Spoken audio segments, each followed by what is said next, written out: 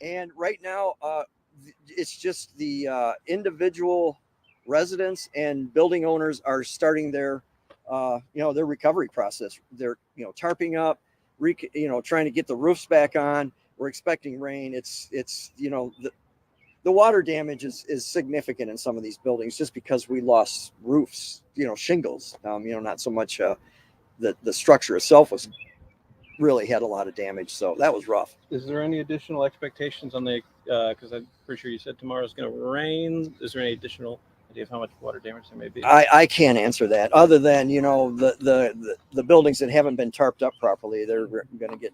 So there's obviously some preparation for that. I would hope so. Yeah, I mean, each building owner and each resident is, has worked with contractors to get, some coverage onto the roofs. Is the shelter still open? The shelter is open. And last night we had 18 individuals still remaining in there. We're trying to work out some longer term sheltering for those people. Generally, the people that are there have their homes are gone. They just cannot go back, period. We've talked to some homeowners where their homes are damaged to the point where maybe they've retarped or they've got, at least the shelter is good and they're able to get back in temporarily while construction or reconstruction is going on. But there's some people we're going to have to deal with long term. 28 in the shelter? Okay. Is there 28. any estimate of the number of people injured or also damage dollar amount? I believe it was 16 that were transported. Some of those were pre-existing conditions that weren't able to support in the damaged building. So less than that in injuries. What was the pre-existing part that they were? They may have had some health issues that were amplified by the storm. Maybe pre-existing conditions, and so they were transported to the hospital for evaluation. I think we only had 2 people that were admitted for any kind of more serious injuries, and they were released. Sorry, they were released. Any still hospitalized? No, not that we're aware of. And how about the damage amount, dollar amount? We can't answer that at this point. Can you explain why you can't give a dollar amount? We just don't have the problem with damage assessment is that we can go back into community records and look at what the property may be assessed at from an equalization standpoint, but that's the land and the building. So we only have building damage in the most cases. Unfortunately, trees are not covered in that. One of the things people don't understand. But a building like this, where the land value is still there, the building is valued differently. So we don't have any idea on the damage to the structures yet, monetary. FEMA coming to town, how does the nature of that assessment really differ from what you folks already did? What's different? What we do is we do what's called preliminary. So we go out, we are just getting a snapshot for FEMA. So yes, we're trying to accumulate all of those structures that are either destroyed, severely damaged, because we have to meet a threshold. Once we meet that threshold, then the affecteds and the minors are just icing on the cake. So we wanted to hit those major ones first. We may have missed some minors and affected, but FEMA will absolutely go through each neighborhood in a more detailed aspect and get that information. What will FEMA be able to offer people? What sort of services? So just, I want to remind everyone that their property insurance trumps everything. So the insurance pays first. FEMA will provide some assistance in terms of being out with deductibles. Okay. And they can also provide some assistance along with low interest loans from the Small Business Association to cover $80,000, I believe, in damages for those uninsured. Okay. So we'll confirm those numbers when they get here. But we just want to make sure that everybody is aware that their property insurance trumps everything. And unfortunately, from the way that we are understanding it, unless you have a tree rider on your property insurance, that if the tree hits the house and damages the house, then they will cover the removal of that tree. But generally, and I'm speaking generalities here, that insurance companies don't cover trees down that are just down on your property. That's going to become a little bit of a hardship for people.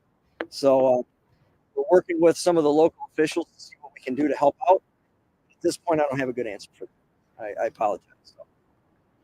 Anything from the assessment that came back different than what you were anticipating? Was it more extensive? Just seeing, all of this damage and causing no one lost their life. It's a miracle. Yeah, it was from the initial reports that I saw, and of course I wasn't on here in the path that night, just looking for it's what I was hearing on the public safety radio. It sounded bad. Don't get me wrong. I mean, I knew we had some issues. There was some structures, and there's a lot of things on that night. It was very, very. The people came in from all across the country to assist Portage, Texas Township, and Pavilion. We actually had Calhoun County that showed up for Pavilion Estate, so many partners helped out. But until I actually started walking and we started doing damage assessment, didn't really realize it. Wow. Yeah, they said this was an F2 tornado, but it was 1 mile an hour short from being an F3. So there's a lot of damage there. And it was typical tornado damage. If this is good, the next house is destroyed. It's just the way they work. So, what has been the hardest thing? Is it really the trees down and the power infrastructure to get everything back up? I think Consumers Energy really worked well with us. We had a couple of representatives in the EOC basically for 2.5 days. They were able to bring in mutually power grid, all the major power lines back up pretty fast, but it was tough initially that first day and into the next day and the Wednesday morning because of the tree damage. A lot of tree damage. And I would say that we'll probably find that many of the streets were damaged not because of direct damage, but because of tree damage. The trees that fell. We have a lot of growth trees that are destroyed. This is just going to change the look of neighborhoods. I mean, it's unbelievable the amount of trees that are down. Things that come to mind for me is Celery Flats, that beautiful trail system through Portage. Yes, yeah. I mean, a lot of the reason why we love Kalamazoo County is because of the nature and the trails and the systems that we have in place in outdoors. And yeah, it's heartbreaking. There's nothing else to say about that. So. Is the state of the place right now? I guess. Celery Flats? Yeah. How's Celery Flats going? They got it cleaned up, or? No, that's going to be a long term. The there is currently being propped up because we're afraid that it's going to fall. So we're getting estimates to find out how much it's going to cost to renovate that building. We're asking folks not to go into Celery Flats. It's just not a safe area for people to be. We've got kids in there trying to clean up trails, trying to clean up trees and brush. But for sure, stay away from the historic structures that are in that park because they're just, especially the hayloft, of falling down and hurting someone. Was it a tree or just like? I believe that was wind damage. Okay. Can you get your name? My name's Mary Beth, YBETHBLOCK, and I'm the Public Information Officer for the city. So again, I missed just a little bit of that far. Can you just talk to me a little bit about what Celery Flat the condition of it right now? Celery Flats is a historical area where we have several historic buildings that are significant to the area. Damaged significantly. It's currently the structure is being propped up so that it doesn't fall and damage the building more. We're looking at estimates to how much it's going to cost to repair that building. And in terms of traffic lights, everything from an infrastructure standpoint, is everything back online and from as far as city bridges? Yeah, we want to thank Consumers Energy and Severance Electric and all of their partners and contractors. Our traffic signals are all up and operating for the most part. All of our residents and businesses have power. It's amazing how quickly they and it's back and running. So we're really appreciative of all their work.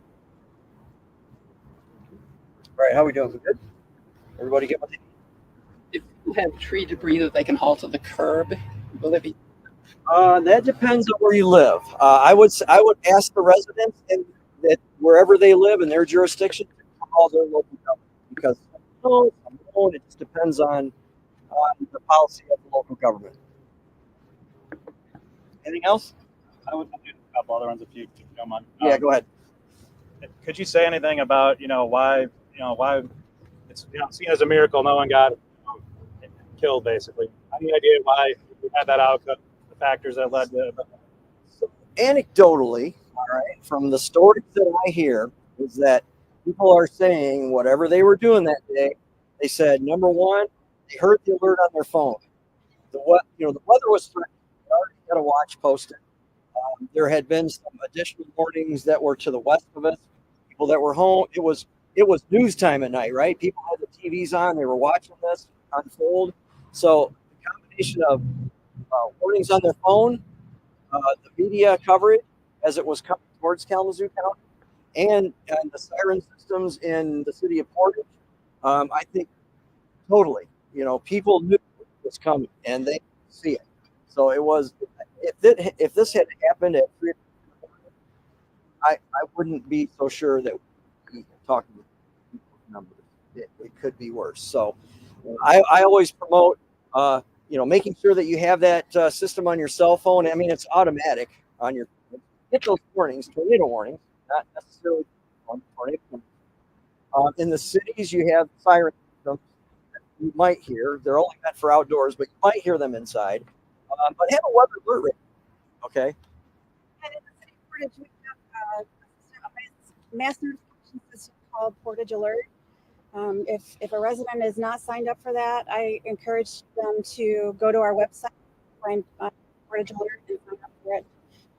All the residents that are signed up for that, and including most people who have a published phone number, received a warning from the city of Portage in addition to the emergency alert. So just be advised that not every community has that. Okay, most of the time, the primary alerts come from the National Weather Service through the phone system, and then that's to Portage Alert. So just check with your local municipalities, see what it's offered by them, along with the federal or the emergency management systems, and and they can set you up with the information on that. A couple people in Texas Township reached out, kind of pointed out, we're in a township, maybe our government isn't quite as big. Just curious on behalf of those people, like the resources that smaller government, is there anything that can be done to help them more? Sure. We have reached out to some of the nonprofit organizations that assist with cleanup. As a matter of fact, I've got a meeting with Texas Township right after this. We're going to talk about that. The challenge they have in the townships that don't have quite as robust of a city services is just debris management. Is getting those branches and big trees and getting those things moved, and who's going to take those, and how. And again, as I mentioned, a lot of that is not going to be covered by insurance, so that creates an additional burden on those people in those communities that may not have as robust of a system. But we're going to try to get as many people out there working on those trees as we can. I know a lot of people have already contracted with tree removal services, but now they've got the leftovers that's going to have to go somewhere. So that's just one of those challenges that we'll have going through recovery. Okay, and my last one is just about the people displaced at other shelters and things. What's kind of, is there any thought of how they're going to move forward? Some of them won't be able to go back to their communities and bring them a sense of community, even kind of in the near term. That's, I guess, anything. Sure. We have all of the people that we have come in contact with that are in need of anything, especially maybe goods and housing needs where their house was damaged but their furniture is ruined. We have been pushing those towards our Kalamazoo County Response Consortium, which has set up donations management and funding, donations through funding and goods management. So we can certainly get that out and push that out to you guys as well, and we can get you that information on where those resources are at. Portage City has set up a donations management center on Portage Industrial Drive. We'll get them that as well, and so that people know where they can, where those donations can either sent or had. Pretty much just donations is kind of the easiest way. At this point, yes. Some of those bigger questions are, going to remain, I guess, about how until we get through the FEMA assessment process. Yes. Okay. Good. All right. Thank you. Is FEMA getting here tomorrow, today? I'm sorry. Yeah. Well, so here's the schedule for FEMA. They will arrive in town tomorrow. We will team them up with local people, with a local representative, a state emergency management representative. There will be a FEMA representative and a small business association representative, and there might be a trainee or two in there for the assessment team. We will Tomorrow we're going to have some strategy meetings just to kind of assign everybody territories. First thing, 8 o'clock in the morning, they're going to hit the ground running. And we're going to divide them up into sections along the tornado path, and they're just going to go after it. And you'll probably see them out there. They'll have clearly identifiable markings. They'll have credentials, hard hats, the same thing our damage assessment people had. And they may want to interact with some of the homeowners if they're there. Just ask them some questions like, how bad is your structure? Do you have insurance and those kind of things? So, please be courteous if you could. I know everybody's under a lot of stress. So, but these people are really, really here to help. So, let them gather their information so that they can move on. They're trying to spend like 5 each structure because we have got a lot of turf to cover. Okay, so we appreciate the assistance from the public on that. Okay. Thank you. All right. Yeah, what did I Small say? Sorry. Okay. Oh, sorry. Small business.